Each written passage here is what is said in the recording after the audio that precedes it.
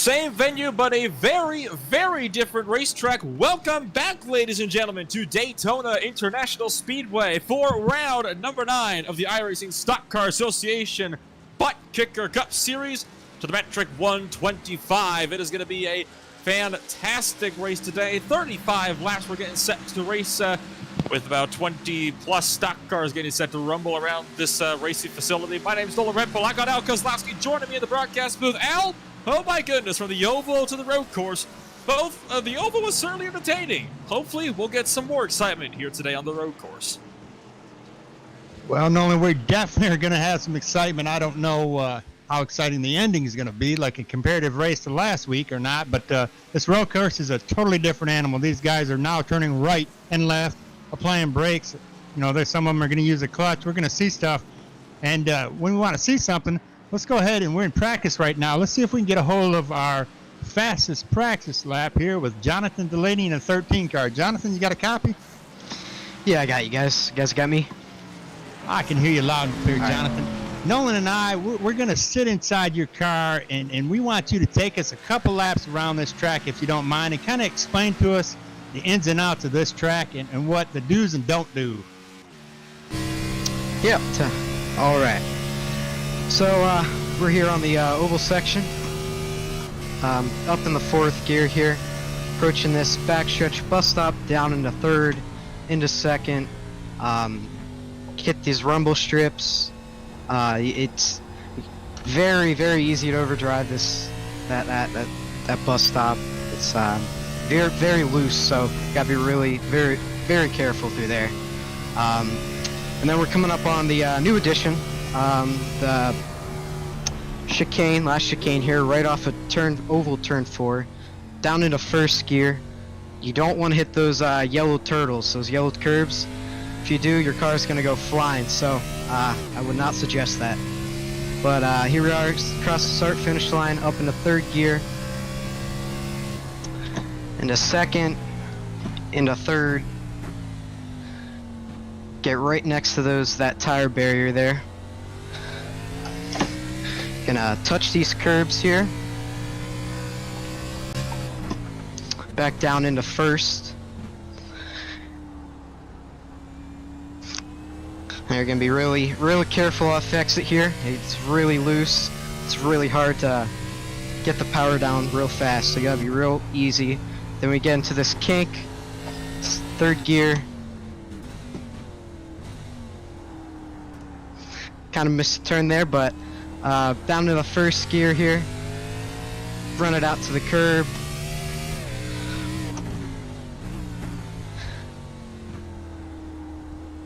First gear here, coming out onto oval turn 1. Nice and easy with the gas. We're gonna go through oval turn 1 and 2, wide open, up through the gears, 3rd, up to 4th.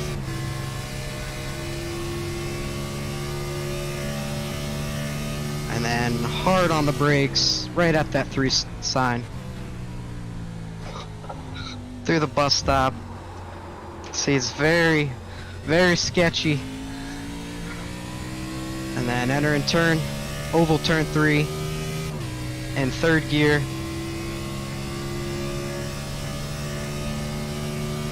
Get right against the wall, brake at the Daytona sign. Again, you don't want to hit those yellow curbs. And then hard on the gas, cross and start finish line again. All right, good job, Delaney. Show us some things that maybe that we're going to see drivers making mistakes. I know you mentioned these turtles, which are those big monstrosities of curbage they got on the front stretch there. Kind of show us what would happen with this car if you hit some of this stuff. And if you you didn't drive like you're driving right now, maybe you come out of this turn a little bit too much horsepower. We know what's going to happen. We're going to lose our rear end. But try to show us what our viewers what's going to. Well, there we got Boyd Hogan showed us exactly what happens if you take that corner too much as he goes into the grass. Show us those little turtles on the front stretch. What that does to your car. I'm sure most of our viewers have watched the NASCAR's race where they've seen drivers hit those. We have another driver that looks like Paul Olson over there in the grass. Show us what happens on that, would you, John? Yeah, we'll do. Another big thing with this track is wheel hop. So you gotta have constant gas, or kind of like blip the gas every now and then to keep the rear wheels rolling, so they don't wheel hop and lock up. So that's another little trick. Well, we know, like, you're going into this, and they call this a bus stop here, correct? If you go into this thing and you don't keep it on the track, there's penalties, as we'll see. During the race, we'll see some of the drivers getting a penalty where they cut those bus stops when they don't hit them. They actually have to stop on the track for like 2 seconds or 3 seconds. We're going to see that a lot during the race. But we're about to come up to those turtles here, and let's see what happens if you hit these incorrectly. See, the car kind of lifts up, and he's going to hit it again, really lifts up. So he can show you right there. You almost lose total control over this car. So that's not exactly what we want to see. So we did a ride along with you, and we do appreciate you taking us a couple laps around here, Jonathan. And you are with Flying Arrows, correct? Correct. All right, buddy. You want to give a shout out real quick to all your team and tell them to watch you during the race? Yep. Yeah. Again, shout out to everyone at Flying Arrows. Put in good work every week. The Grayson Sullivan, Henry Keller, John Jones, just to name a few. So, big shout out to those guys. Well, I appreciate you, buddy, and thanks for taking us a ride along, and good luck during the race tonight. We hope to talk to you soon. Thank you, guys. That was the Flying Arrows. This is Jonathan Delaney taking a couple laps. 7/10 up in the practice session at the moment. And definitely one of my picks to win for tonight. He's only got Boyd Hogan within a second of him. Everybody else is up to 8.7 seconds back when it comes to times that are, being reasonably set. You did point out this is a very difficult racetrack. It's a difficult racetrack even for the cars that usually race on these places, and that's, the Daytona prototypes, the GTEs, the GT3 machines, and those cars have a lot of downforce on them, and they're built to run tracks, and even they can struggle here. So you throw about a 3,500-pound stock car on this thing, which isn't meant to run road courses in the first place, and you're in for a heck of a time. In fact, this is the same course that was run in the iRacing Daytona 24. The only difference is, of course, that front stretch chicane, and the only reason why that chicane is there is because it is not safe to send these 3,500-pound machines flying into turn number 1 like that. Yeah, and as we were watching the practice, Nolan, we as we went into a in-car with Jonathan Delaney, let's take and watch from a far chase view of the 13 car of Jonathan Delaney and kind of watch and see how he handles this, and maybe you'll get more of an understanding as you see an outside view instead of a cockpit view. You saw even inside the machine, he really had to work that wheel. It is not an easy track by any stretch of the means, so it's going to be incredibly difficult. You can already see that back end stepping out all the way through turn 1. Loose is fast here, so what a lot of these guys will do, especially for the kink just after the International Horseshoe, what they're going to do is they're going to be trying to step that back end out to make that car rotate more to allow them to get through these corners faster.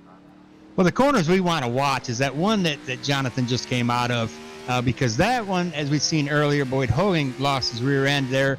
A lot of drivers are going to do that. Most of these turns are going to be, this next turn is another one. I mean, you're going 120 miles an hour and knocking it down to about 60 miles an hour. It's kind of hard to stop that momentum. And coming off of this turn, you see he gets a little squirrely on the rear end, and this is going to be another one of those turns that I feel I've tried to master, and it's very difficult because you're coming off of a more of an angled track to a very angled track, and the rear tire grip is almost non-existent. So to see those guys as he gets up into fourth gear here, going almost 180 miles an hour, to slow this thing way down into what they call a bus stop coming up here. It's going to be a sharp left, a sharp right, and then a sharp left. He almost loses it there, and then he has to make a sharp right and then a sharp left. That just gives the wear and tear on these tires. I don't know, what's your philosophy on how many times we're going to make pit stops today? Do you think we're going to have more than 2, or? Well, I don't think we're going to have more than 2 because these guys only have 3 sets of tires to make it through the entirety of this race. So we're going to be seeing a combination of probably 1 stoppers and 2 stoppers. Now, if you go for the 1 stop, you can do that on fuel because the fuel window is roughly 23 laps on these cars. Problem is you're spending a lot more time then on worn tires than you might like. Now, alternatively, you could come down for a second pit stop, kind of maybe around laps 12 and 24, thereabouts, spend a lot more time on fresh rubber, but you have to make up the time for that extra pit stop out on the track and then some, because you got to make sure you can benefit from that. So it really is the case of, are you get better in the long run or on the short run? Well, no, we took a ride along with Jonathan Delaney in the 13 car. Let's go and watch the 23 from the outside, Dan Shamoon, as he does his lap. And let's see what the difference is, as there's almost a 3-second difference between these two drivers. Jonathan Delaney is 3 seconds faster than Dan Shamoon in the 23. Let's watch and see the technique's difference between these two drivers. And it's worth noting that Dan Shamoon is still the 9th fastest car out of the 29 that have registered for today's race. So it is, it's really something to see that big of a gap so, early down the order. Like I said, right now, in terms of total time set, it drops back to 22.5 seconds back. Slowest time set so far is set by Cecil Keith, 25.05 seconds slower than Jonathan Delaney's time. So it is going to be really difficult for some of these guys further back to make it up. I think a lot of these drivers are probably throwing out their hopes for a win here in a hurry. And Boyd Hogan, he might be among them. Yeah, this is not a very easy track. As you can see, as we're watching Dan Shamoon, you see more of the darkened black area on the racing surface there. That is actually tire. They're laying down some tire there for the race to come up, and that's pretty good. That's going to benefit them greatly if they can stay in those tire tracks. That's where the grip is going to be. Now, I've ran this track. I got on here yesterday, and I cannot even come close to some of these times these guys are running. This is blistering times to me. And of course, I'm not a road course driver. I just do the oval, and absolutely despise. I do not believe we need to be on a turning right anywhere unless we're going into our haulers. So I have to commend these drivers and the astronomical feats that they're doing right now. I just can't do it, Noah. Well, qualifying is underway. Let's throw ourselves over to a quick commercial while we wait for drivers to complete their outlaps, and we'll be back right after this. ButtKicker. Feel what you've been missing.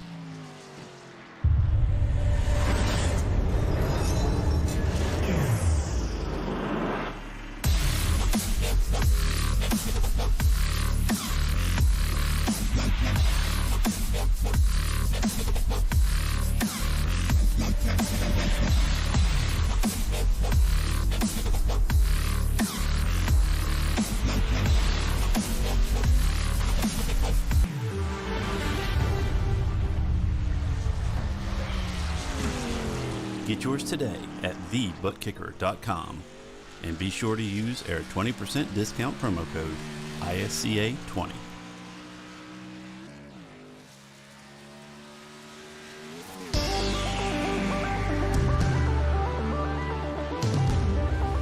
Matric harnesses the power and versatility of the smartphone or tablet and turns it into a powerful input device customized to fit the application you're using.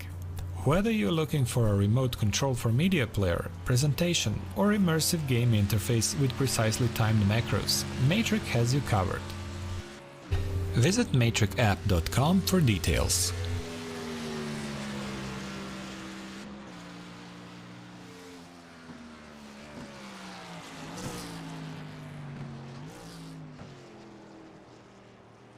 And welcome back to Daytona International Speedway. The first drivers just started to get set on their qualifying laps. The first driver, I believe, to be out there is Tanner Love, just going his way through turn 1 this time by.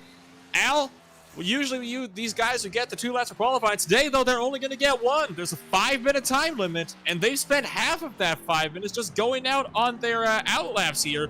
They only have time for the 1 lap here. You can't get a second run in, so they got to make this first lap count. Yeah, and we'll watch some of these drivers. They're going to make an error. I mean, there's going to be some error because there's a lot of pressure on them. I mean, the best way to win this race, obviously, is to finish clean, but you want to try to get you some distance between you and the car behind you because the car behind you is the one that's going to make the errors trying to get to you. So if you can maintain that gap between you and the car behind you, you potentially could be a podium winner here. Tanner Love was one of the drivers that messed up. You saw him wiggling a whole lot through that West Horseshoe in the final corner before they turned back onto the oval. So he's the first driver to encounter some troubles. Hot on his heels for his time is going to be Dalton Collins. So I would not be surprised if we saw that 95 car go quicker because of that massive mistake that Tanner Love made. There is a lot of cars that are, going to be getting all sorts of squirrely here because those tires just won't be up to temp.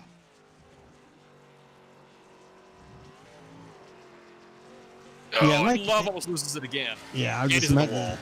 And like you said, we only get one lap here, and these tires are not going to heat up enough to really lay down a fast lap. So we're not probably going to see any qualifying in the 152s like we did earlier. We'll probably see more in the 154, 155s, and 156s as qualifying's underway. Let's see. I haven't yet to see anybody set a time yet. Tanner Love looks like he'll be the first driver to come across the line here. Check that. Dalton Collins passes him, believe it or not, on the track. Dalton Collins takes the first lap. It's a 155.742 for him. Tanner Love logs in 4 seconds slower than 159.813. A couple guys are not going to be setting in qualifying. Last we continue to watch the times tumble down the charts. Boyd Hogan just crossed the line. He's going to set a 154.324. Not enough, though, to beat Jonathan Delaney, who's once more top of the boards with a 153.474. Tyler Davis, sixth fastest in practice, goes a couple tenths quicker. He is up in second at the moment. Only Yeah, 10 originally knowing that was going to be my pick to win the race was Tyler Davis. I wish I'd have stuck with that, but I've kind of changed my mind. And unlike previous weeks, I am going to keep it to myself who is going to win the race. Well, qualifying's over. Only 11 times set. Let's head on over to the national anthem.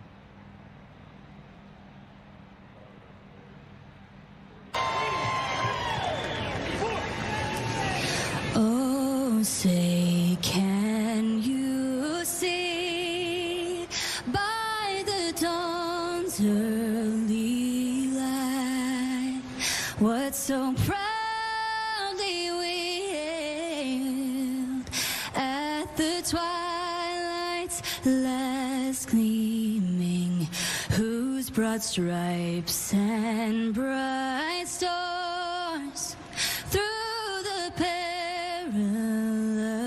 fight o'er the ramparts we watched were so gallantly streaming, and the rocket's red glare, the bombs bursting in air, gave proof through the night that our flag was still there. Oh, say does that star-spangled banner yet wave o'er the land of the free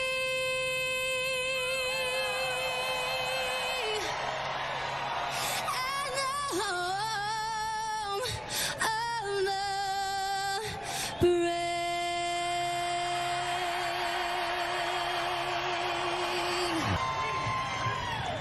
And now, for the most famous words in motorsports. Drivers, start your engine!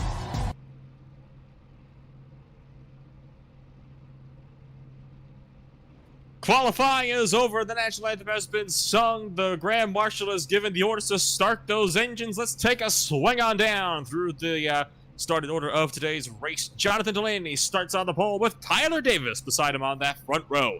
Boyd Hogan is sitting in third. Clifton Cockrell sits fourth. Brian Johnson sits in the fifth position. Dalton Collins beside him in sixth. Kyle Labrie in seventh. Jaden Profit eighth. Chris Johnson ninth. Tanner Love rounds out the top 10. The last car to set a time was Corey Johnson, started 11th, almost 10 seconds back from the leaders. That's going to be mighty interesting to see how that's going to play out in today's race. Hoffman is beside him in 12th. Then goes Randy Drumhiller 13th. Blakener 14th. Colton Harvey rounding out the first half of the field here, Al. Well, then we have Dan Shamoon knocking out the door in 16th. Nick Robinson in 17th. Kenny Powell in 18th. Wes Dobb 19th. Jeffrey Souza 20th. And Will Barlow is 21st. 22nd will be Wayne Grassi. And I think, who else we got? They didn't qualify, did they? No, a lot of people did not qualify. Only 11 cars managed to get times in there. I'm still curious to see how Craig Johnson's going to play out. He started in 11th, but he was almost at the back of the timing charts in practice, so we'll have to watch for that midfield. I have a feeling this is going to be a lot of cars that are going to be taken out by that 83 machine. Yeah, I fully expect there's going to be some issues for many people. Looks like we might even have some connectivity issues going on here. I see a couple drivers blinking. Tonight's race is brought to you by Matric app. And Matric is a digital button box program. Button box is a system that many drivers will use for certain things with their iRacing setups or simulator setups to activate different programs within, such as chatting, adding fuel, changing tires. How many if they want 2 or 4 tires? It's just a button box is like a programmable device that they can use throughout the race to help them pick and choose what they want to be done to their car. The pace car leading them off for what is going to be about a third of a normal pace lap. Some cars opting to go through the chicane instead of actually taking the chicane itself. I like to be safe here on that pace lap, but field getting set to come on over.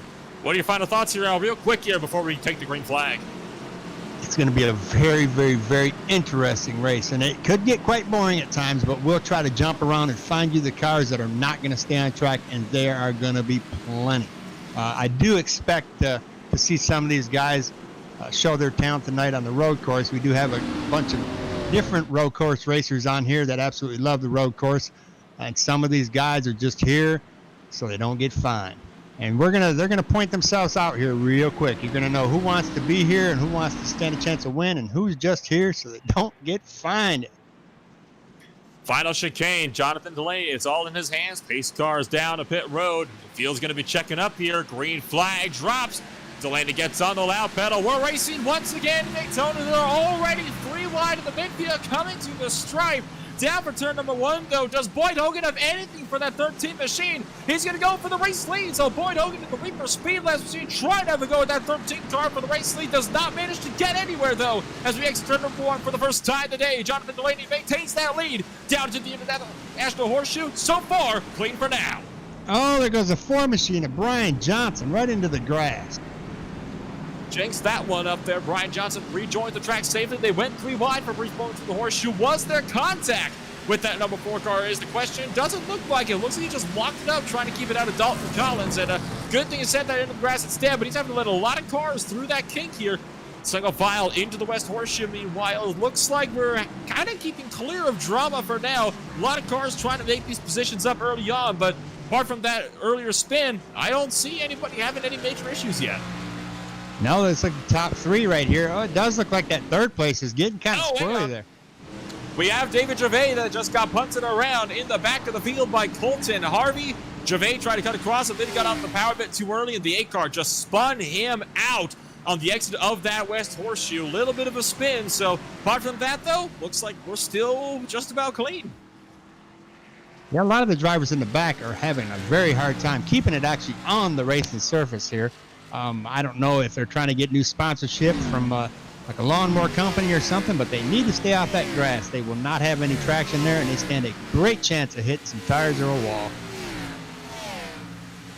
Looks like we're still just about clean for now all throughout the entirety of the field. Everybody's kind of already splitting off into their own little packs. Delaney is building a massive gap in front of, closest battle we got in the front, I believe, is that battle for the 4th position. Dalton Collins has put himself up into 4th place at the moment. He just passed Clifton Cockrell. Kyle Labrie is up a couple spots where he started as well today. So a lot of drivers. Looks like it's going well for them. It looks like I'm seeing one car that's kind of dropping down my timing screens. Jeffrey Souza looks like he's had a little bit of an issue for himself as well. Well, Nolan, I think we talked about this pre-race a little bit. We're going to have to watch some of these guys and find out where's going to be the most optimal passing position spot here. I'm watching the 42 as he comes up against the 7 here, and he's trying to find a spot that he can pass this guy in here, and he finds it on the inside, and this is not going to work well unless one of them checks up here. A bit of a hot mic there on my end, so apologies about that. Quick update on Jeffrey Souza, one of the cars that I saw drop down my screen. Very close call with Kenny Powell, actually, in that final chicane. He got caught out by Powell's early braking for that final chicane. Ended up having to slam the wall to avoid running them over. Speared right through the chicane as a result because he couldn't turn in and make it himself. Just goes to show just how on your toes you have to be with these cars to be able to, properly make sure that you can keep it out of everybody else.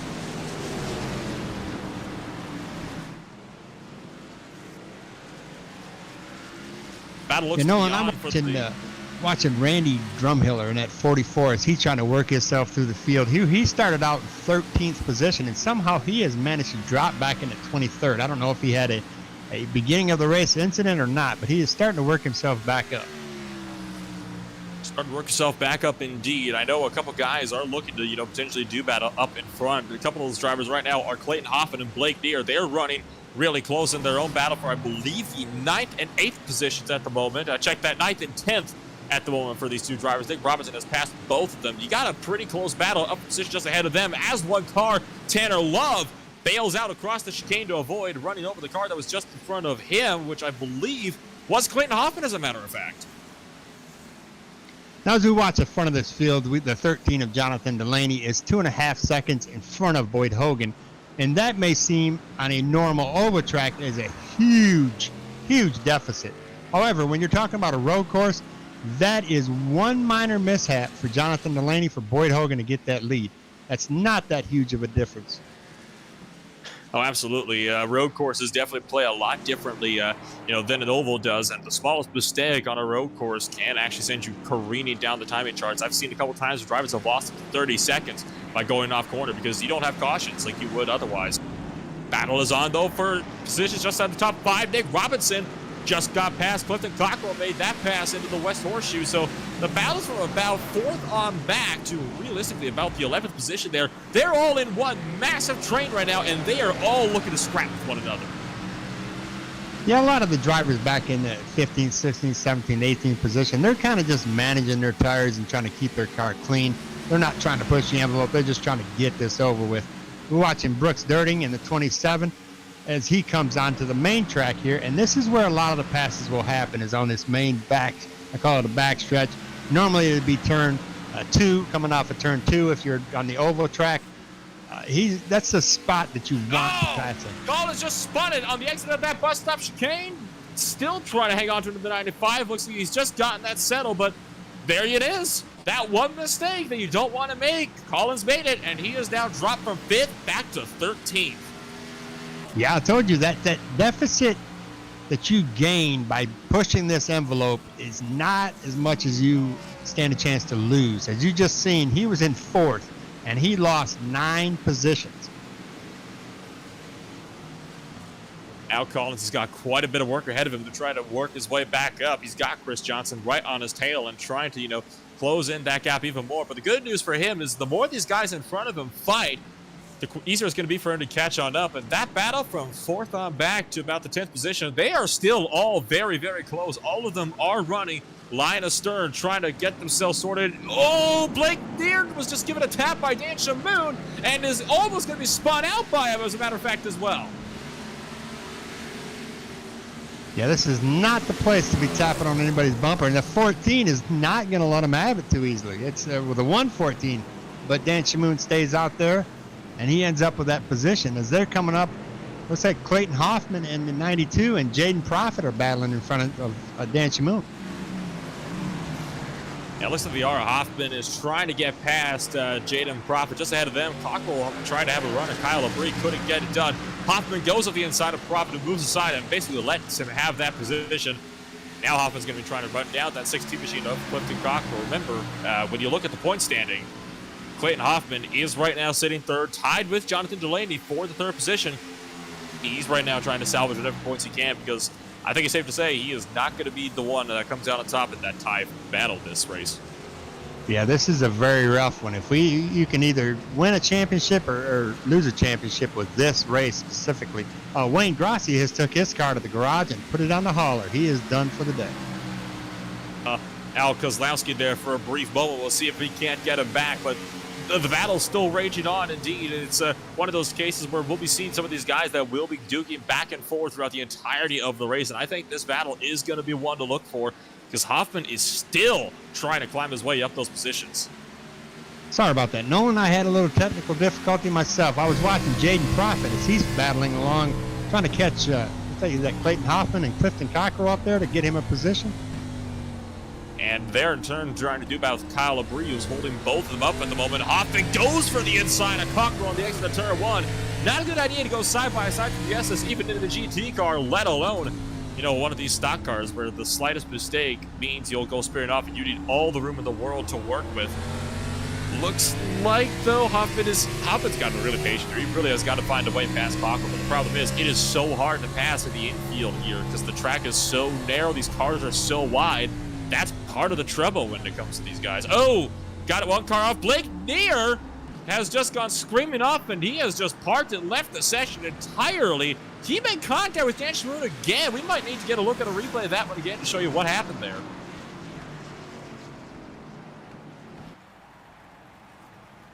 Yeah, Blake Neer has been battling that loose race car since the green flag. So it wouldn't surprise me that he got a little loose and caught a little incident with Dan Shamoon. I know he probably wasn't too happy because, remember, Dan Shamoon almost spun him out a couple times trying to get by him and forced the issue outside around the kink. So no doubt was not terribly pleased about that run. And then they made contact again right before that, and then Blake Neer just sent it into the infield and disconnected before it could come back on track. Oh, but, we got Tanner Love in that 14 machine. He is having a fun time holding on to that thing. He got caught in one of those penalties we just spoke about. Oh, yeah, looks like he did, staying way up to the high side. He actually bailed out across the chicane altogether, went in way too hot. Car started to fishtail on it, so he jerked it hard back to the right. Just took a look at himself, and good grief. If that isn't replay worthy, I don't know what will be, because he just barely held on to that machine. Yeah, if you spin this thing completely around, you're going to lose a lot of time.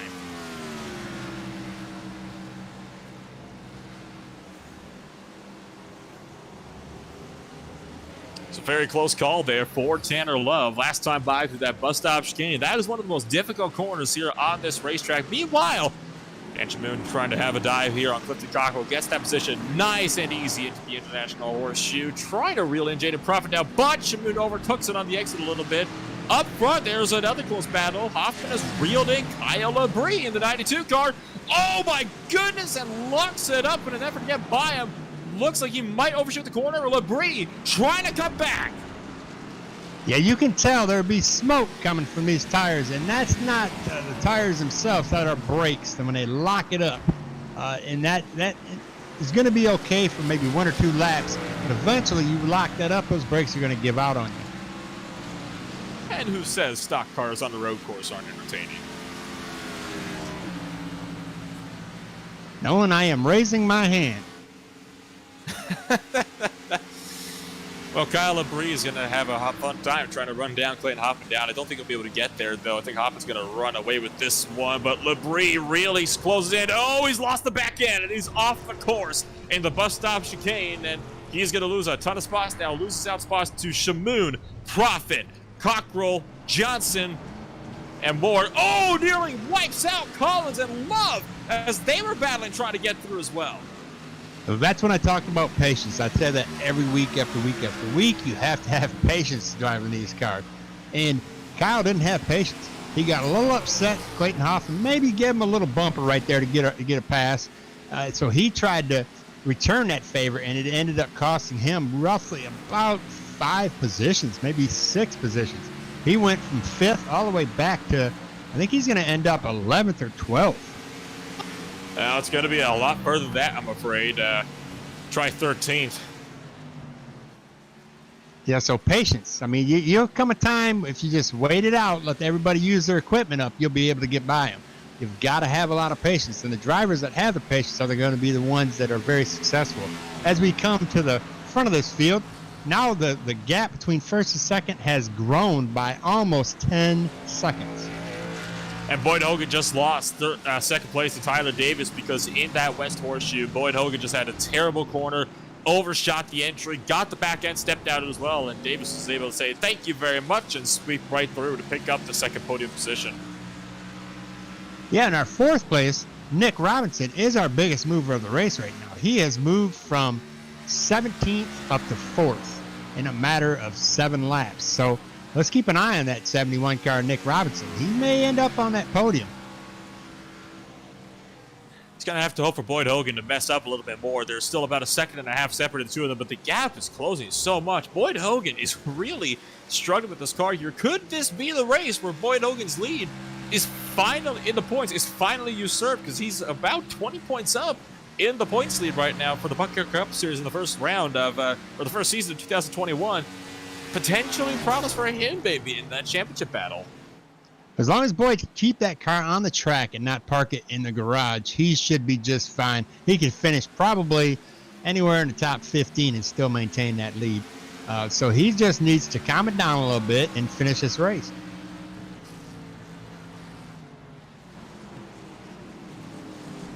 Looks like the gap between Hogan has, begun to grow at the moment. So we're kind of going to be starting to look further down the order. Chad Sullivan's had a spin in the bus stop chicane. Just looking at that now. The 21 car has gone around. He made contact with Brooks Durden. They were in the midst of a battle. He got loose. That is one of the biggest wrecks we've seen all races, as a matter of fact. I'm counting about 3-4 cars that got up in total. And look at Powell. If we look back at it, well, let's take a look at Powell, because he locked all 4 wheels up and slid off the track. But if he didn't do that, would have been a head-on collision. Yeah, sometimes you'll lose a position in order to keep your car in one piece.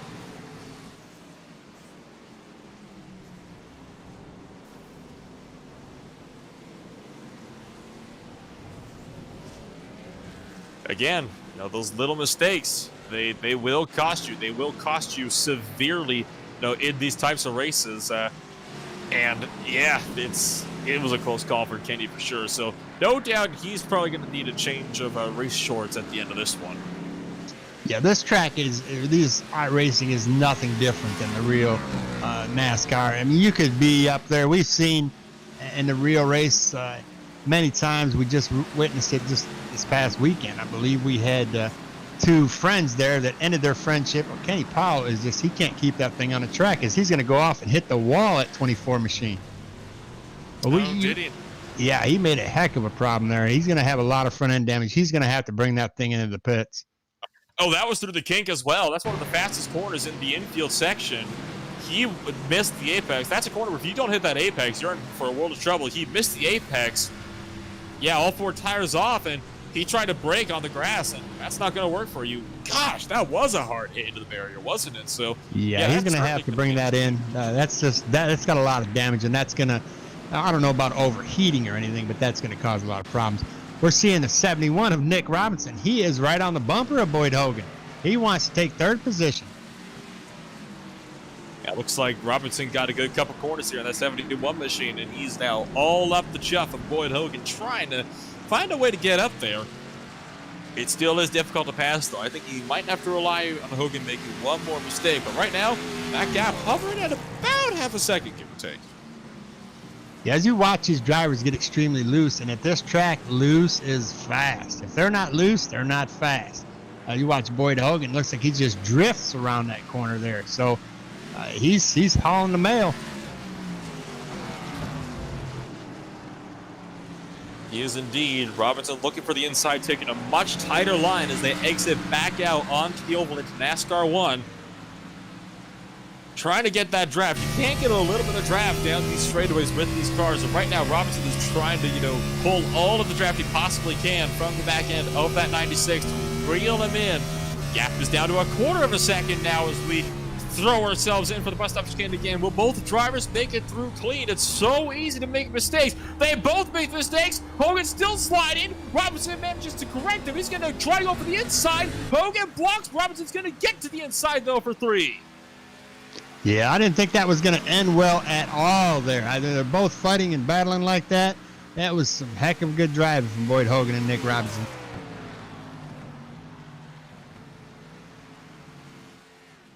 Hogan's trying to get him back, though. He's not done fighting yet. Boyd Hogan is having one heck of a time right there trying to keep that car steady. but it looks like he is going to have to yield the final podium position in this race. Well, you've got to concede. I mean, you cannot win a race if you're not in it at the end. And one mistake, if he doesn't calm it down a little bit, Grandma and Grandpa that are watching are not going to see him on a first, second, or third tonight. So he's got to calm it down and regroup here and take a deep breath, and he'll be just fine. Kyle O'Bria's hit the wall in the final chicane, actually. Lost the back end as he was breaking forward the entry and off of NASCAR 4, as a matter of fact. Did a similar incident to Kenny Powell where he just body slammed the inside safer barrier with this 51 machine, so not good for him. That's no doubt that car is going to be really hurt now.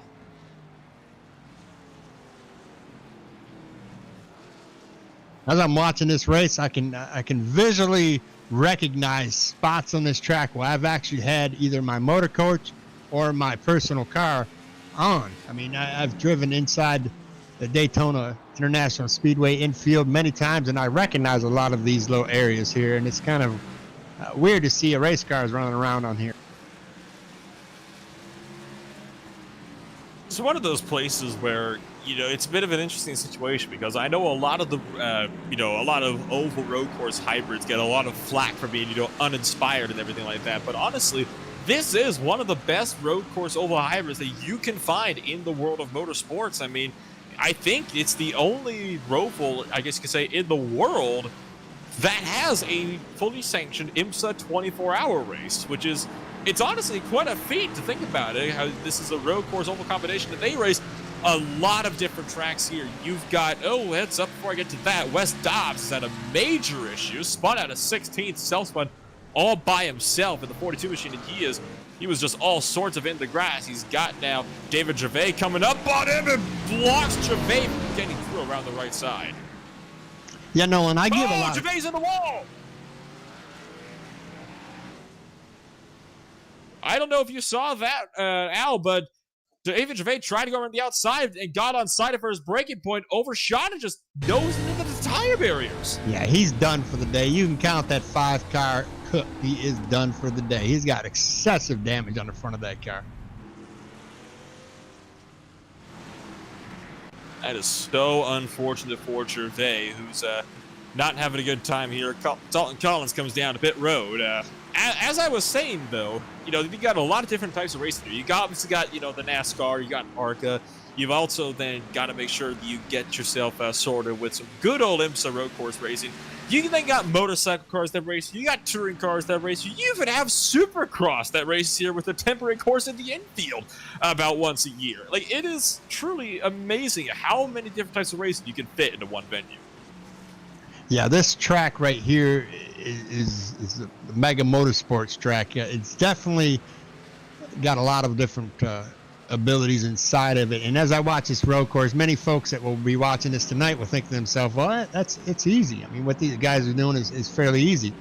I challenge anybody that's never done this before to get behind the wheel of one of these cars and do 5 laps and see if they haven't got the hardest workout that they've ever had in their life. This is an extremely hard feat to handle right now. These guys turning left and right, braking, clutching. They've got all kinds of things running through their mind, and it changes extremely fast. This is a very high demanding track to try to maneuver around. Already a dozen laps complete, coming up for 24 laps to go. And goodness me, we've still got so much longer, left this race to run. There's still a long time to go. So these guys got to start thinking at this point, what do you do about pit strategy? If you wanted to come down for the 2-stopper or get 2 sets of tires, now would be the time to do so. But I do believe Dalton Collins is the only driver in the field that has come down for that pit stop. He took 4 tires and fuel, and he was off and away. So he might be going for the 2-stopper here. Yeah, that was a smart move on the 895 Dalton Collins, even though he's about 50, almost probably a whole minute behind the leader. That's not going to hurt him that much because like we've seen already several times in this race, one single error can ruin your race. One error. We've seen David Gervais do that. We've seen Blake Neer do that. Wayne Grossi. I mean, it'll ruin your race. So What Tyler Davis in second place and Nick Robinson in third, Boyd Hogan in fourth are hoping for is that Jonathan Delaney gets comfortable out there with his 16-second lead, makes one mistake, and catches a barrier. Looks like Boyd Hogan and Nick Robinson have closed back up. That gap is only 0.7 of a second. And just as I say that, Hogan starts to lose it. He's into the infield again. And that is going to be another slowdown penalty. The mistakes catch up to the 96 car again. Was not patient enough or just was not able to handle the race car the way he wanted to. And he's got to drop back by likely several seconds now. He'll have to start all that work all over again. Yeah, this track is not forgiving. You make a mistake and it will penalize you. Meanwhile, the battle for 7th is on. Jaden Profit spins out of 7th place. He had just taken the spot as well this lap, and now he's going to drop all the way back to 9th as he just now rejoins the track and sends cones flying up into NASCAR Turn 3. And there's several drivers. Here we go here. Jaden's going to drop again, works himself up. He's like a yo-yo. He goes up and he goes down. We're going to see this a lot. We've got about 22 more laps left of this race, and these guys are going to be doing this all race long. Patience, patience, patience. It is, one of those interesting things, isn't it? We only got a few small battles at this point kind of going on all throughout the course. I know you got 13th and 14th that are battling. 17th and 18th are close. 7th and 8th are still pretty close as well. It's the problem is like a lot of these battles, they only get close because people make those mistakes, and a lot of the battles tend to fluctuate a lot between different parts of the track as well. I mean, I know it was just showing me the 15th and 16th were close. That is not the case because they're a good chicane apart, which tells me that the car in 14th Brooks Dirty just made a massive mistake somewhere. Yeah, one trip down the gravel or one trip down the grass is about a 4 or 5 second loss for you. So you got to stay on the pavement at this track. As I'm watching Colton Harvey, who's now running in 9th, as he is trying to catch Tanner Love here, and he is catching him. Tanner Love is right on the bumper of Clifton Cockrell. We're going to watch an error with one of these three drivers because they're going to lose patience and they're going to make a mistake that's going to cost them several seconds. I guarantee it. Watch this for the next 3 laps. Love ends up braking early, which is wise because he was really reeling in Clifton Cockrell. He's trying to pressure right now that 16 car into a mistake at the moment. Love is able to keep it sorted, though. Cockrell gets a little bit loose on the exit, but he's able to keep it so far steady as well. He's going up to the top side, though, interestingly enough, because Tanner Love is keeping the inside where the racing line is. Now Love goes up high to be able to brake properly for the chicane. Yeah, Clifton is really being cautious around that last chicane. He doesn't want to catch those turtles, as Jonathan explained to us during the pre-race here. And we're watching Tanner Love going to try to go to the inside, and this might be where the error if one of them doesn't check up. Oh, there was a Cockrell. That back end stepped out as he tried to hold it around the outside. He did manage to hold it, though. That's the good news. Yeah, we're watching some of these drivers out here get extremely loose. And folks, these are talented folks. I mean, these are talented drivers. This isn't the first day they've been on this. We've got drivers who've been on this for years. So if you're watching this and you're thinking to yourself, I'm going to go ahead and get me an iRacing subscription and race on a Daytona road course and be just as fast, think again. We've got years and years of hours and thousands of hours of practice going into these drivers right now. Dalton Collins had another off at the bus stop chicane. That has put him out of the race for the day. It was about a lap ago that happened, so Collins is down in that, which is such a shame because he was really starting to, work his way up through the field. So massively unfortunate for him that unfortunately just had to come up at that time. And it looks like third place, Nick Robinson. He is hot on the trail. He wants second place from Tyler Davis. He is pushing that car like he's never been pushed before. I hope it works out for him, but history has shown us he might end up in a barrier. Robinson deep on the brakes, and he is going to bounce over the curbs. That is a very risky thing to do. That 71 machine really playing with fire. Tyler Davis is going to move up high, though, and not really try to cover off a whole lot of ground here. Both cars brake. Robinson goes for that move side by side in the one. I think Tyler Davis let him have that one. Yeah, I do believe that would be the smartest move that Tyler can make, because Nick has got one thing in mind. Nick in that 71 machine wants to get up there and take that lead away from Jonathan Delaney. He has got a 17.5-second deficit in order to catch him. Can he make that up? It's all about Jonathan right now. If Jonathan runs a smooth line, it's almost going to be next to impossible. Colton Harvey and Clifton Cockrell still looking very close. 9th and 8th are, really starting to scrap away here.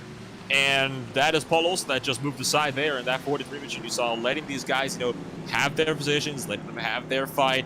Shortly back is the battle for 10th. That's about to swap hands here as Jaden Prophet just made a dive up the inside of Brian Johnson to take away the final spot inside the top 10. Yeah, that 4 machine had a little squirrely issue before, and he took a ride in the grass, and that might have made him gun shy. He's probably thinking to himself, if I can just finish this race in the top 15, I will be victorious. And I don't blame him none.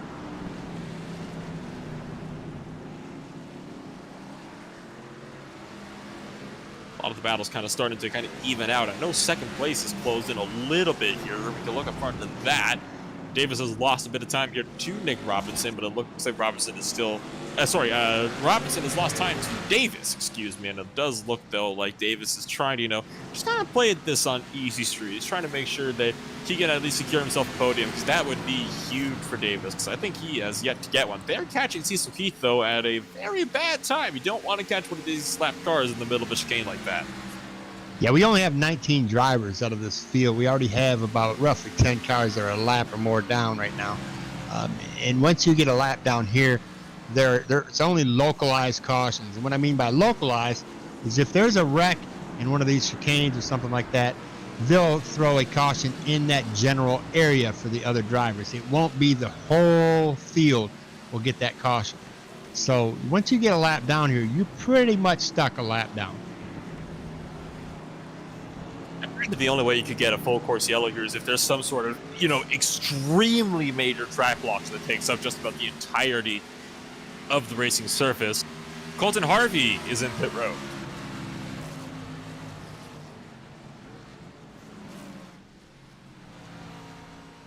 Oh, that 65 machine goes completely around. That 65 Jaden Prophet, he takes it all the way around in 10th spot, and he gets passed by 2 drivers.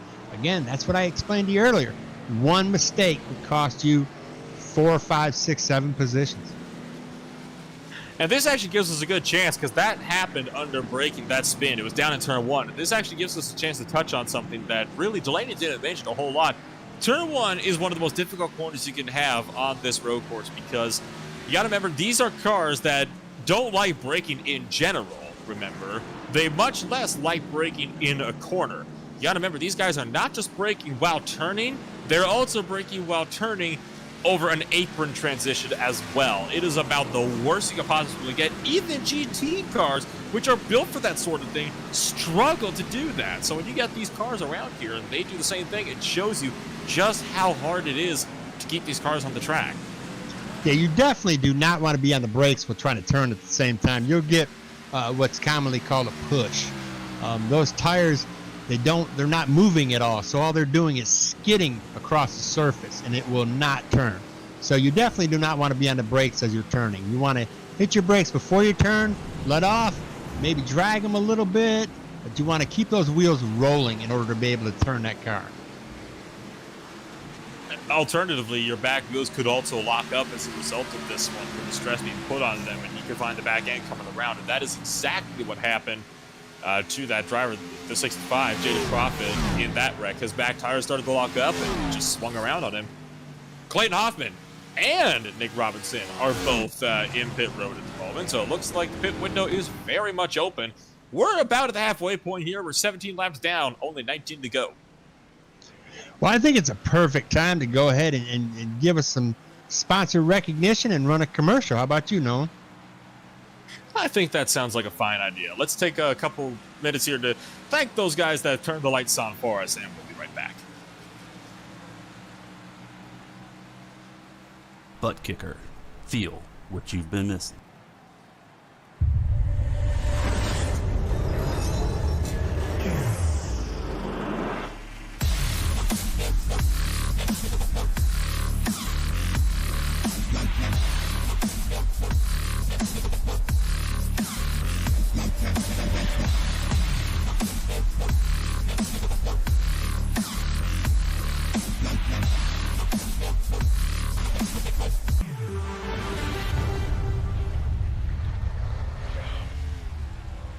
Get yours today at TheButtKicker.com.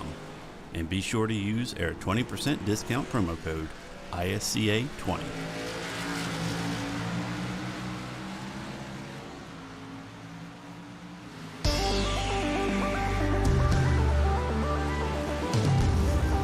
Matric harnesses the power and versatility of the smartphone or tablet and turns it into a powerful input device customized to fit the application you're using. Whether you're looking for a remote control for media player, presentation, or immersive game interface with precisely timed macros, Matric has you covered. Visit matricapp.com for details.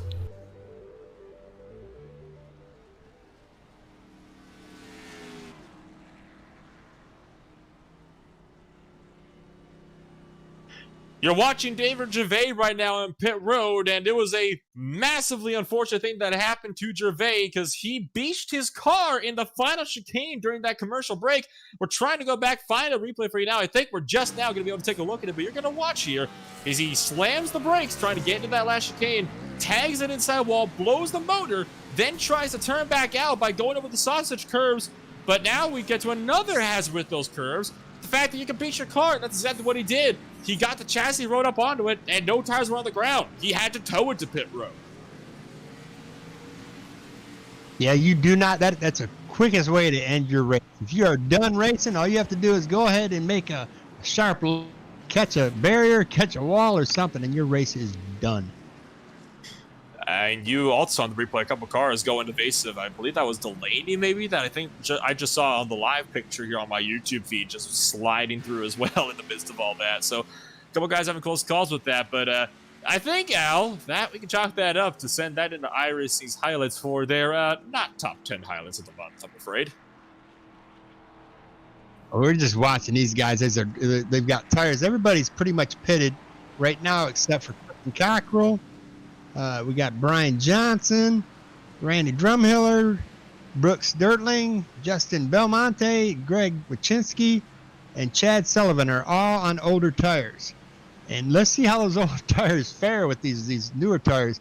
I think Jonathan Delaney's even came in and got him a set. So he's all set for the end of this race. And he's now got a almost 26 and a half second gap between him and second place. Boyd Hogan has closed the second place or race in for second place in with Tyler Davis, and they're going to be battling here real quick. A lot of the drivers have already come through and taken those first pit stops. I believe the furthest driver up that is yet to pit is Clifton Cockrell in that number 16 machine. He's running 5th at the moment. Shortly behind him is Brian Johnson. Cockrell just now came down to make that pit stop as well. I believe Jonathan Delaney just came out of his box as well on fresh rubber. Brian Johnson's in as well now. Yeah, I'm taking a ride along here with Boyd Hogan, and he's being more patient now. He's kind of thinking to himself he wants to get on that podium at first, second, or third. So he's kind of calming it down a little bit and going to wait it out and see what happens here with these guys. You see the battle in front of him. He's got to watch these guys because if they get sideways and get tied up, he could get caught in a traffic jam real fast here. That would be the worst possible thing for him, is if he were to get caught up in that traffic jam. It's the one thing he really does not need to have happen to him right now. He wants to make sure that, he keeps this all safe and sound. At the moment, the biggest risk comes from the lead lap cars kind of dicing their way through some of the lap traffic, because everything's kind of mixed mashed at the moment. I know Drumhill just came down, Durden is in the lane as well at the moment. They're both getting, therefore entire stop. Wachinski just took a little bit of a half slide all the way through turn 1. Everybody's really starting to try to, pick it up and just settle into a rhythm at this point. Well, another interesting fact that I'll let you know about iRacing is iRacing used to be, you had a class with your A license. Once you ran a road course, they would put that on your A NASCAR license, okay, and your rating and everything will be effective. But what they did this year is they decided we're going to change this, and every road course that the NASCAR Cup cars run on, we're going to place that under your road course license, which makes these drivers, they can run these races and not really worry about affecting their iRating under the NASCAR. Oh, at 30. Yep, you saw it too. Yep, Tyler Davis is done there. Now that's going to take him from third, and patient Boyd Hogan is going to run right up into third, and he's going to get probably roughly about a 6-second gap between him and Tyler Davis. That's how bad that spin's going to cost him. Turn 1. Difficult corner on the circuit. One of the most difficult, that is in the chicane. Catches out another victim. Yeah, these drivers are racing more out of the rearview mirror than they are their windshield, and they're worried about what's behind them. They need to worry about what's in front of them and manage that. Oh, Davis just went off again. West Horseshoe this time round, and that time he almost got it into a tire barrier as well. He had just got battled by a lapped car, so I think that you just proved your point perfectly. He was looking at a lapped car in his mirror that he had just passed, making sure he wouldn't get run over. Because Jeffrey Sousa's in a battle with Wes Dobson. He was the guy who just lapped. Yeah, that's going to take Tyler Davis from third, or from second, or the third, probably down to about fifth or sixth. He's not going to lose a lot because there's a huge gap between the leader and 10th place. There's almost a full track length. Another 30 seconds, and we're only going to have 8 cars on the lead lap. Well, while we're at it, why don't we take a bit of a moment here to kind of, go through your point standings coming into today's race. At the moment, you got Boyd Hogan kind of at the lead. He's got 324 points. 20 back is Delaney and Hoffman. They're both tied for second. Realistically, the last driver that's able to contend for the championship is Dan Shaboot, who's 27 points back in fourth. Everybody else back from Chris Johnson back is 68 points or more. So that's why I'm thinking that it really is a 4-horse race now among those 4 drivers, because they just won't. The other guys just don't have enough time to reel in such a massive points deficit. But no, and I am watching the 316 there of Tyler Davis, and I think he's lost his cool here. He's a little upset at himself on what he did, because he comes off that last turn coming across start-finish line. He catches the wall, so he's getting a little frustrated right now that he's lost the podium, and he's trying everything he possibly can to get himself back up there to Boyd Hogan. And I think that's going to bite him. If he doesn't calm it down a little bit here, he's probably going to end up on the hauler. 7th place is heating up. Tanner Love and Colton Harvey are both looking to go at it. There's one car way off the track. David Gervais, another issue for the 5 car. He had just gotten the motor fixed on that car as well. He just skated off in the International Horseshoe, bended into the tire barriers there as well. But the battle for 7th and 8th is still looking strong.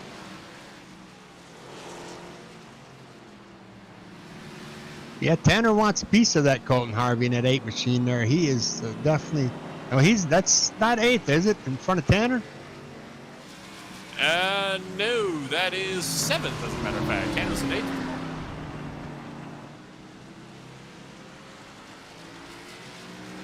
Crossing back over into NASCAR 1, Harvey trying to pull whatever kind of a gap he can, but Love is not going to give him any kind of breathing room here, and I would not expect him to. Look at how fast Love reels in Colton Harvey. As we come down the back straightaway, Love might try to force this issue around the outside, and Harvey chickens out, and he is going to let him have it. Realize Love was not going to back down. Yeah, because that could have ended bad for both of them right there. And it looks like Tanner's got a tremendous ability in that chicane right there. I think Colton Harvey thought about going for the move. We are now in that second half of the race. We're 22 laps up, 14 to go. I think it was wise, though, for Harvey to back out of that one, because realistically, going side by side through the bus stop chicane doesn't work with the Vesta cars that are made for this place, let alone in cars that aren't.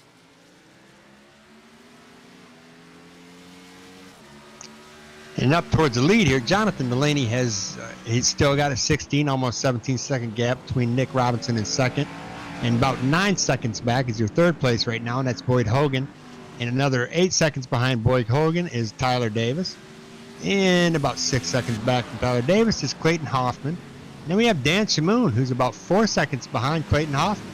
And that rounds out your top 6.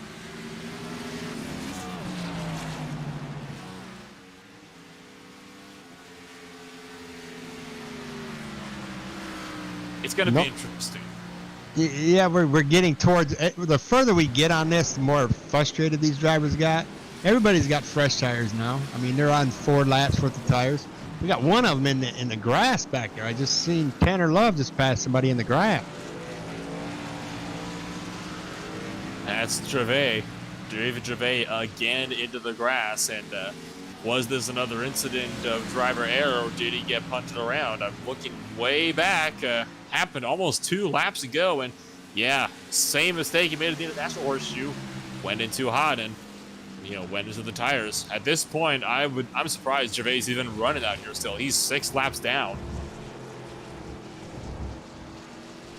Well, every position you can get over somebody else is more points toward your championship. I mean, these drivers are persistent, and they're trying to get as many points as they can. So they're not going to just park it and take it to the garage unless they absolutely have to.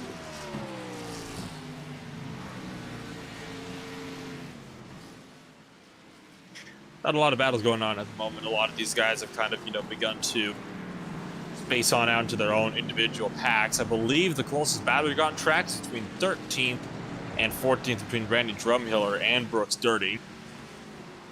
They're about 1.5 seconds apart at the moment. Well, Nolan, something we haven't touched on right now as we're watching Nick Robinson as he comes to the inside of the 50 machine is these leaders, they have to be meticulous on where they pass these lap cars.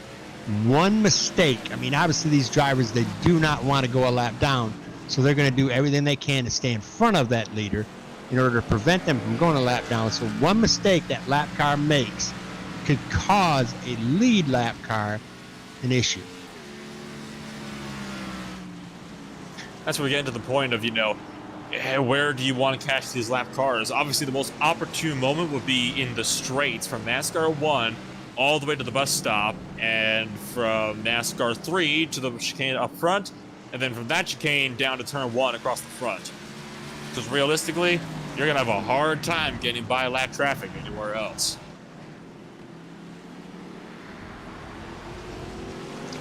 Like Colton Harvey is going to the inside of the 83 machine, and he lets him by just fine there, so that was a clean pass. They're probably going to pick the main track for their passes if they can. And these drivers that are a lap down, again, they're very courteous because they have to race with these guys again. And they do not want to battle them on a road course and possibly be the reason why they don't end up with a podium position, because they have to race them on a circle track where it's not going to be too hard to make something look like an accident. Exactly. I mean, this is, if there's ever a place where you really wanted to get back somebody and say, oops, I'm sorry, that was an accident, and secretly it wasn't, do it on a road course, because people are typically understanding with that sort of thing. Yeah, this is definitely, watching Chris Johnson in that 48 machine, he's cautiously driving around this track to stay on the lead lap, and he's probably going to go a lap down here in about another maybe lap or two, because he's only about 5 seconds from being a lap car, and that would leave only 11 cars on the lead lap. He might be a bit further than that, but I wouldn't be surprised if we did see him put a lap down by the end of this race. I mean, got about, 11.5 remaining now? Yeah, you're talking about Chris Johnson is running 2-minute laps. Our leader, Jonathan Delaney, is running... He's running about 155, 156. So he's about 4 seconds faster. So he's roughly, he's about two laps from being a lap down, 2 to 3 laps on an average here. 7th and 8th is right now the closest grouping we got. Harvey was just within a second of Love, but just stepped the back end out and unfortunately didn't go his way as a car in front of him goes into the wall. That's Jeffrey Souza. And he loses the spot to Wes Dobbs and Craig Johnston. Yeah, if you get caught on those the tires or a wall or something, you probably taking a pit road. I mean, your race is pretty much done. As we're watching Colton Harvey, he's at 196 miles an hour. He has to slow this thing way down to get into these bus stops, going about 80 miles an hour. So he's slowing down 100 miles an hour within a half a block. That's a lot of wear and tear on your tires and your brake. Let's watch it again as we come back around through NASCAR's 3 and 4, this time by 185 and all the way down from 185 miles an hour down to just 54, give or take. That's 130 miles an hour in the span of just 2 to 3 seconds. It shows you that for 3,500 pounds, these cars do have some incredible stopping power. Yeah, and you got to imagine, you can take into consideration the real NASCAR. They do the same thing. They have to slow that thing way down to roughly about 80 to 90 to 100 miles an hour going into these bus stops. Imagine the inertia of your body. You're forced back in your seat at 185 miles an hour. You're forced forward. You're slowing it down to about 70. I mean, there's a lot of beating that your body takes. Harvey, if he's consistent, is faster than Tanner Love. The problem is that he keeps on making little mistakes that cost him time. So we have to keep an eye on Colton Harvey here. Because once again, he's reeled in Tanner Love. He is trying to find a way to just get by him. But he's got to keep it steady. He has to be patient, like we've been talking about time and time again.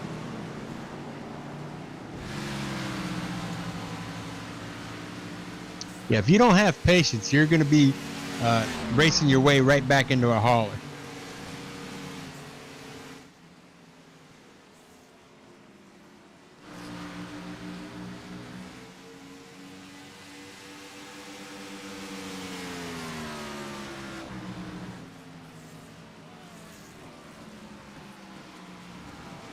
Ten laps remaining. Let's go ahead and take a ride along. Let's take a ride along with...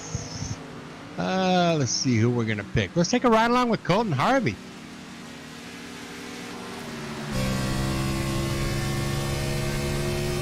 And let's see, you can watch the RPMs as they increase. You see them in the red there. They're at 9,200. They slow way down, and you hear him downshift. You hear that, the kicking down of the motor? That's a downshift. So he comes off of this, and once it turns red, he's going to upshift. Upshift. Those numbers go from red to white. That means he's shifting gears. As he comes down this and he goes back into the turn. This is actually about turn 1, I believe. And let's see how he handles this. Firmly just pulling that to the left here as he comes through this little S here, hitting those little rumble strips. And here comes turn 1. It's a hard right. And he's way down. He's at 49 miles an hour as he comes down that. And he comes back up in speed. We're about 100. They're going to be about 140 before he gets to this next corner, about 130. He keeps it at 125, 126. Slowing it way down here as he's battling, trying to get that position away from Tanner Love. Yeah, Love went a little bit wide. Yeah. Oh! Yeah. That's how fast. Loose is fast. We got to remember that. So he's trying his best. Is this going to make it good for him? I'm going to say not. He's probably going to get a pass here if he can keep this thing under control. So through NASCAR 1 and 2, we'll have to see if he can get this one done. That gap is about 0.3 of a second, and it is still closing. Like I said, Harvey is faster than Love. He has to be consistent, though, and Love got the better run. And that is why Colton Harvey dropped back a little bit on the straight, but it's going to close right in as we enter that bus stop chicane for the 27th time today. That's going to be tight as Harvey he's going to have to force this one maybe around the long way around NASCAR 3 and 4. That's what Tanner Love's going to make him do, and Love gives up the spot. Yeah, Love had to concede because you're seeing, Colton Harvey is running almost 183 miles an hour right now. He wants him to make a mistake, and he's slowing it way down to about 60, 55. Roughly coming across the start-finish line here, he'll be right back up to about 102 miles an hour. He comes into topping off speed at 160 across the line, and let's watch how he comes into this turn right here. He slows it way down to about 50 miles, 49 miles an hour. So this is a lot of inertia being pushed back and forward. This is a simulator, so he doesn't feel it as much, but the car sure does. So the more he pushes this car like this, it's not going to, it's going to break eventually for him. And he's going to break eventually, and that's what's going to be crucial here. He's got to make sure that he can keep it under control, though, for just a few more laps.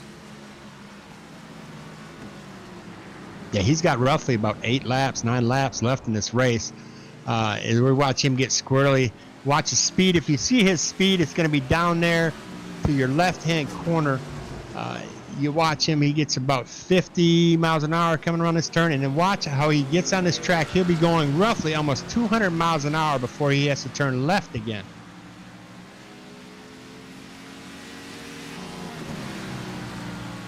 We can't forget as well that, of course, we're running another series at the moment as well. That we're also running the ISCA Stock Car Association Super ButtKicker Series. And this is their second race of the season. They followed the NIS official schedule. So that, of course, means that we have now changed the schedule slightly for what the last rounds are going to be for the original Cup Series. And instead, now the last rounds are going to be at Homestead Miami Speedway next week at the 134 laps and another 134 lapper at Las Vegas Motor Speedway. So it's going to be interesting to see how these new schedules will shape into each other. Look at the battle here. Love going to have the run here. Harvey gets loose and cuts him off by chopping the nose. Yeah, that's not going to end well. These two battle like this, one of them is going to end up in a barrier. Tell you what, Love is not backing down, though. He wants to get that position back, and now that Harvey doesn't have a reference point, he's starting to make mistakes. He's catching Paul Olsen. Paul Olsen's going to go to the side, let the traffic through nicely. Good on Olsen to, make sure these guys can continue the fight as we're now at the closing stages. Love is probably going to be getting antsy here as well. Yeah, I don't know why these two are battling so hard right now. They have 8 laps left. I mean, maybe they want maybe a 7th is better than an 8th. I don't know. I mean, I'd take an 8th over a 13th if you wreck. I mean, this is definitely not something I'd be doing at this point. Well, I mean, here's the thing you got to keep in mind as well. It's over 23 and a half seconds back to the next car behind these guys in 9th. So if these guys go for a minor spin, it's not going to do too much damage. The problem is going to be if it ends up being a big spin that ends up with contact with the barrier. That's where it's going to get bad. And meanwhile, up here towards the front, Jonathan Delaney has got a very comfortable country mile of 20 seconds.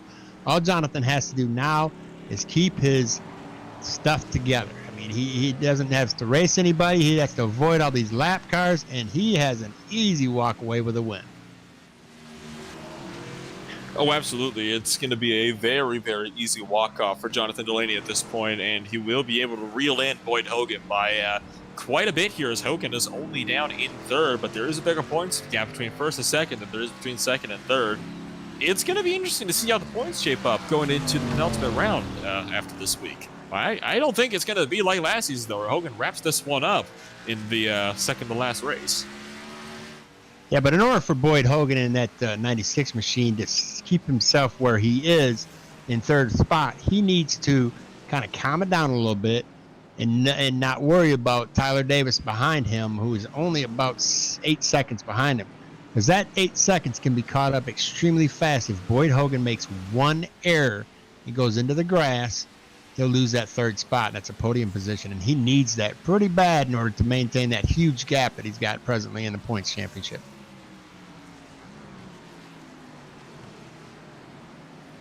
Tenth and 11th, the two cars that are last ones on the lead lap are really close. Brian Johnson has really reeled in Clifton Cockrell. They're now just a couple tenths apart, diving through turn 1. Just now, these are, again, the last cars he got on the lead lap. Cockrell runs wide through 1. Brian Johnson sweeps right through to take the spot. Yeah, that was a typical. Clifton wanted to give him that position, but he didn't want. He was trying to avoid just in case Brian pushes out and catches his car. He wants to finish this race clean. And to finish in 11th position, there's nothing really, to sneeze at. That's a great feat because, again, these are very, very, very difficult to drive cars right now.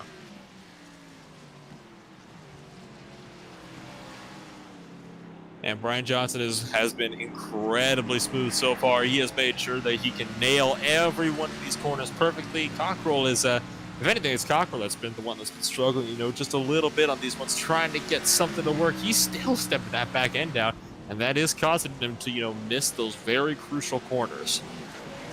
And if you look at Brian Johnson, he just has to catch up to Jaden Profit. And as we've watched that 65 make several mistakes during this race, he very well if he keeps his nose clean, Brian Johnson could end up finishing, you know, a 9th place position easily.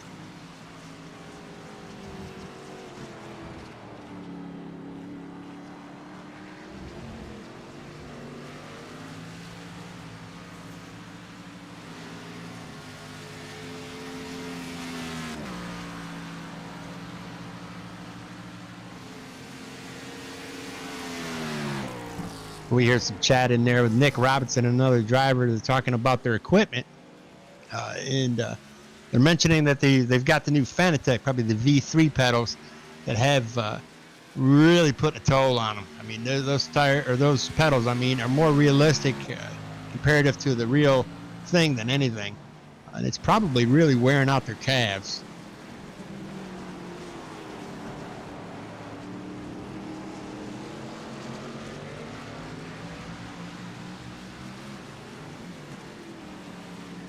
But no, and I think Tanner Love has really wanted to calm it down a little bit here, because he is being more cautious than he's been the whole race. He wants to finish that in 8th position. He only has roughly 6 laps left, and he'll be done with this. Now, Love has really backed off Colton Harvey here. The last lap alone, Harvey was almost 2 seconds quicker than him, as a matter of fact, which is really astonishing. It almost makes me wonder if Love had a bit of a problem there. Oh, well, there you go. He's losing that car because he just had a half spin again at the exit of the chicane and got a slowdown penalty, most likely. Yeah, that's not good for him at all. We're going to have roughly about 15 minutes left of this race. Let's go ahead and do another quick commercial break, and then we'll come back and we'll finish this race up. How about it, Nolan?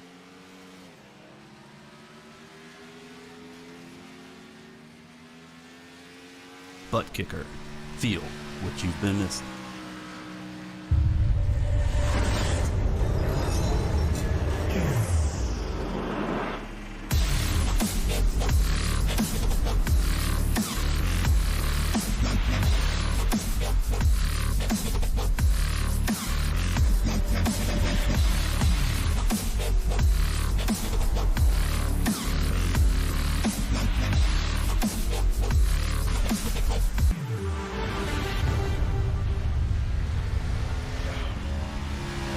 Get yours today at TheButtKicker.com, and be sure to use our 20% discount promo code ISCA20.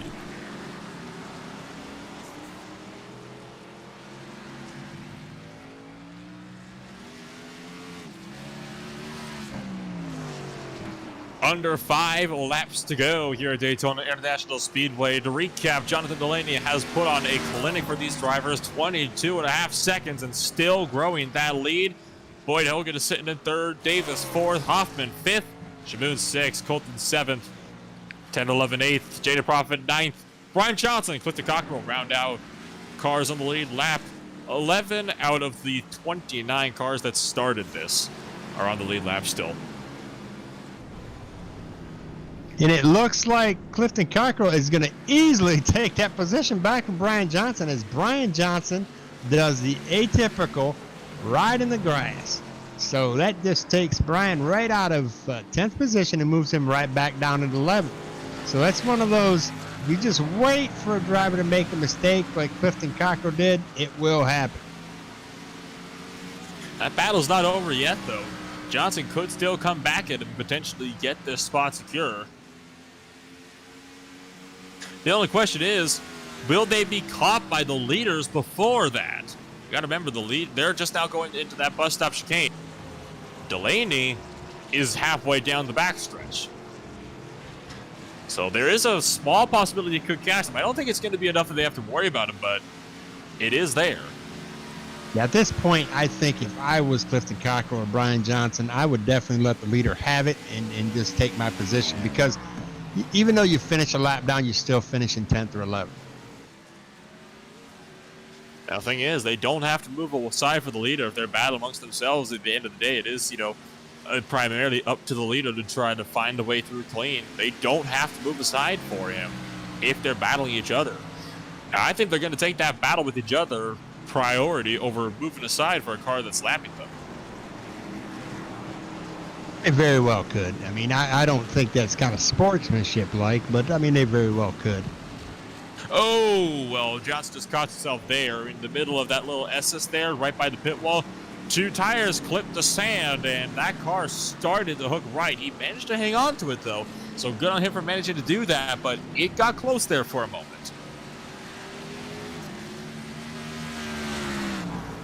We've got the 8 machine of Colton Harvey. He's catching up to the bumper of that Dan Shamoon. He's like not even 0.4 of a second behind him. So we may have a battle for 6th place here before this race is over. Bit of a long shot, but still very much a possibility. There's about as much space between Shamoon and Harvey as there is between Harvey and Love.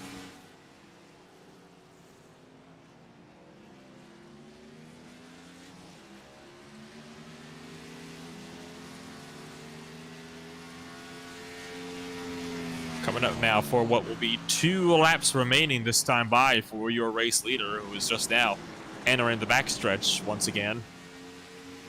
Race has kind of tapered off a little bit since the first round of pit stops, but boy, it was a really exciting first half of the race.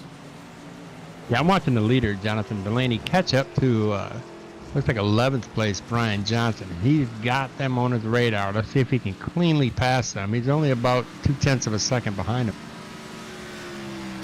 Well, he's a bit more than that. I'd say he's more like a couple of seconds still. Catches the wall. He gets to the end of this thing and he catches the wall. They're both coming through the bus stop right here, and there are 3 cars in front. He just, oh Lord, he's just roughing this car up. I don't know if he's having problems with the tires are giving out on him or what, but Jonathan Delaney does not need these hiccups. Indeed, he doesn't. That battle for 10th, though, is still very much alive. Johnson is still trying to reel him in, but he's only got 3 laps for them left to do so. Because you got to remember, they're just now starting lap 33, where the leader is now on lap 34. But they're not a lap down yet. So they still got a long time to have this fight last out. Yeah, we've got about roughly 2 laps left. And congratulations on Nick Robinson. I mean, he started this thing out 17th, and he is right now in 2nd comfortably. If he can just keep that thing on the track, he'll finish 2nd place. And that's going to be a humongous feat right there. He's definitely not the biggest mover in the race. But he definitely, he probably, let's look at this. Well, yes, hey, Nick Robinson, that 71 machine, is the biggest mover. He's moved 15 positions. We don't have any other driver have gained 15 positions, except for Justin Belmonte. He's also gained 15 positions, but he's way back in 16. Huge achievement for Nick Robinson to be able to close up as much as he did. He was one of the drivers that didn't set a qualifying lap. Remember, we only had 11 cars set qualifying laps. Coincidentally enough, we only have 11 cars on the lead lap. What kind of odds are those? Into the bus stop chicane, the battle for 10th goes. I think Brian Johnson might have had it here. He made one more mistake, took too much speed to the middle section, and compromised his exit of that bus stop chicane. I think he's done himself in with that one. Well, let's watch our leader right now at 13, of Jonathan Delaney, as he comes past the lap cars. And I believe we're going to have the white flag this time by. Let's watch him for his last lap. Let's do a far chase. Delaney does now have that battle for 11th and 10th in his sights, and now he's only about a second or 2 off. So this could get interesting here if he ends up getting in the mix of that battle. White flag is in the air. This is it. One more trip around for Jonathan Delaney, who has put on an absolute clinic of a race here. Well, he's got a driver that's off. He got back on the fairway here, and he's going to have to pass these guys. The only thing that can prevent him from a win right now is one of these laps. Heads up front. Johnson's about to go off the track as well. Try to have a look at Cockrell. Cockrell gets loose in front of these guys. You got to be careful. He's got Gervais leader just behind them here, but the battle for 10th is really beating up here now, Al. And this could end up being their last lap, too, if they both get past here on the oval. Now, this is not what Jonathan wants to see. He's got enough time where he might want to just slow it down a little bit, back it up, because these guys want a battle here, and they're battling for 10th and 11th, and they have the leader right behind them. Johnson is really breaking hard, trying to find any which way he can to get through, and he almost went off in the International Horseshoe as well. Tried to have a dive around the outside, but ended up in the marbles and nearly lost the back end. I think Delaney is going to be able to sit here nice and smooth. He's got 21 seconds. He does not need to pass these guys. I think he's going to be happy to just kind of sit back here and let them race this one out. Yeah, he definitely needs to. At 21 seconds, I mean, he can basically coast his way around right now here. He's going to get the win here. He just has to stay away from this mishap if that's probably going to happen here for 10th and 11th.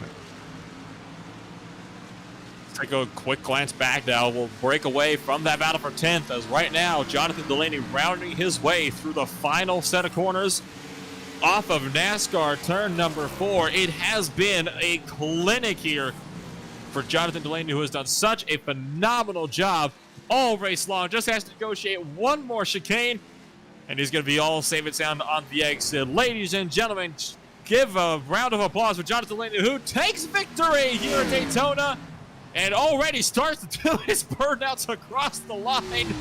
Let's look back now to that battle for 10th. Oh, Cockrell still losing that back end there.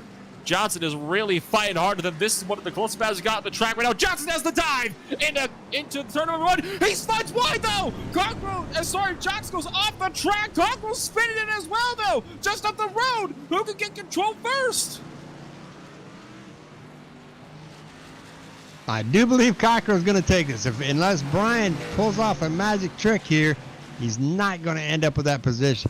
They're battling way too hard, but he is gaining on him. He is gaining dramatically, and he is pushing everything he got. Oh, and he's going to go off again. Oh. That battle is over. Stick a fork in it. It is done. Oh my gosh, that was how we didn't want to have that battle. Oh, and Brian clips the tires. I mean, he's really beating this car up. He better just get it around and finish 10th, because if he catches a wall and gets stuck, he could end up losing 11th position too. He's not going to lose 11th. 12th place already. They finished the race a lap down, so that's as far back as he can possibly finish. So silver lining for Johnson on that front. He can make all the mistakes he wants, but still, that is not how we wanted that battle to end. Just two guys pushing it way too hard. So unfortunate.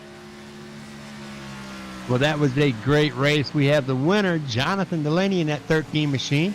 Second place will be the 71 of Nick Robinson. Third place will be the 96 of Boyd Hogan. Fourth will be Tyler Davis. Fifth, Clayton Hoffman. Sixth, Colton Harvey. Seventh is Dan Schmoon. Eighth, Tanner Love. Ninth, Jaden Profit. And rounding out the top 10 will be the 16 of Clifton Cockrell. Rounded out the cars that finished one lap down as we continue on through what is now going to be just about the official results of the race. Chris Johnson, the first of the drivers, a lap down. Then comes Brooks Durding, Randy Drumhiller, Greg Wyszynski, Justin Belmonte sits in 16th, Kyle Labrie in 17th, Wes Dobbs in 18th, Souza and Craig Johnson round out 19th and 20th, Cecil Keith and Joshua Schofinger 21st and 22nd, Paul Olson, David Gervais 23rd, 24th, Will Barlow in 25th, Chad Sullivan sits in 26th, one of the drivers that did not finish the race, along with Kenny Powell in 27th, Dalton Collins 28th, Blake Deere 29th, Wayne Grossi rounds out the 30-car field in 30th. And we have had a fantastic showing today. And let's before we talk to our race winners, first, second, and third, let's go ahead and break for one last commercial, and we'll try to make contact with Jonathan Delaney, Nick Robinson, and Boyd Hogan. ButtKicker. Feel what you've been missing.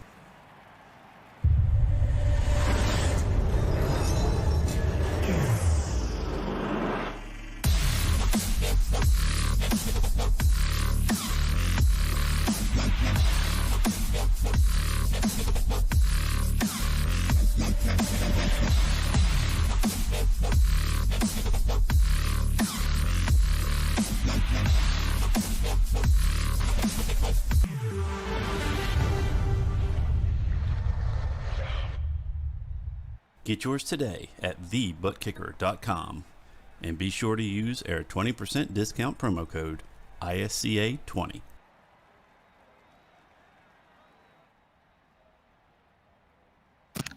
And welcome back to the Daytona Road Course, one of my not-so-favorite tracks. Let's see if I can get a hold of my third-place winner, Mr. Boyd Hogan. Boyd Hogan, Al Kozlowski, you got a copy? Yes, sir. Boyd, this third place is not typically where we see you at, buddy. This is road course is a little bit more difficult than it has been in the past. You want to walk us through this a little bit? I don't want to get in trouble by anybody, but yeah. Well, keep it clean. Keep it clean. Remember, Grandma's watching, bud. Yeah, I think if anybody taught me how to handle myself in these situations, it's probably her. Overall, the road tire just has no grip in it. It's not enjoyable to drive at all, and there's no grip at all. So it's just, I don't know, you're kind of hanging on. You can't really race anybody. So just, came in here, wanted a top 5, and hopefully hold the points lead. I don't even know if we did that. I doubt it, but I guess not a bad day. I knew Delaney was going to be good. Didn't know Nick was going to be that good. He was digging. But yeah, overall, just another day, I guess, on to Homestead. Well, buddy, be sad for a third. I mean, it could have been a whole lot worse. We've seen many of these drivers meeting barrier walls and really tearing up their equipment tonight, and you have finished in the third spot. Now, and if I'm not mistaken, I think you still hold the points lead. It may be by just millimeters, but I think you still hold it going into next week's race. All right. Hell Well, congratulations on that third place finish. You go ahead and give us a shout out to some of these sponsors, bud. Yeah, I got to thank everybody over at Reaper, Randall, Trayton, Chris, Robbie, everybody who puts time in over there. Got to thank James Lusted. He put in a lot of time in the Cup car at the road course, and overall, fundamentally, the car was fine. I mean, just the driver wasn't all there tonight. Didn't just too much coming into this one, and like I said, just wanted to survive. So I kind of dropped the ball on that. But Gale Force, Judd Danielson at Abruzzi, everybody over at Legacy for making the cars with me and helping them be so fast. Usually, yeah, you guys putting on the league, and everybody else for coming out. Well, Boyd, I hear some disappointment in your voice, but there is nothing to be disappointed about than that third place finish on such a track that's so demanding. So congratulations on that third place finish. Thanks, sir.